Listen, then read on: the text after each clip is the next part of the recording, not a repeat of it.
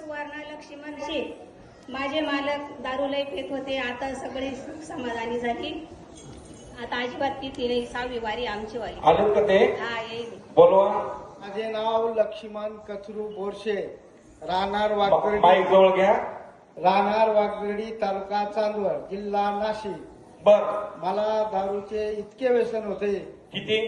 तर मला पहाटे 4 वाजता देशीची हाप लागायची, ती बी कच्ची दारू द्यायची होती। हा, आणि त्यानंतर मला दिसायचे बंद झाले होते। बर नंतर 1.25 जुलाब लागले। बर ऐकायला बी येत नसं, दिसायला बी नाही। मग नंतर मला माझ्या बहिणीने मिसेसला सांगितलं की माईक जवळ घ्या। माईक. तू मलकापूरला माझ्या भावाला घेऊन जा।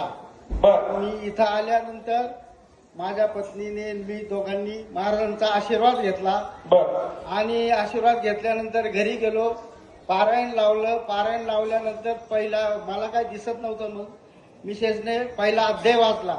दुसऱ्या अध्यायापासून मला दुसऱ्या दिवसापासून लगेच दिसायला लागलं।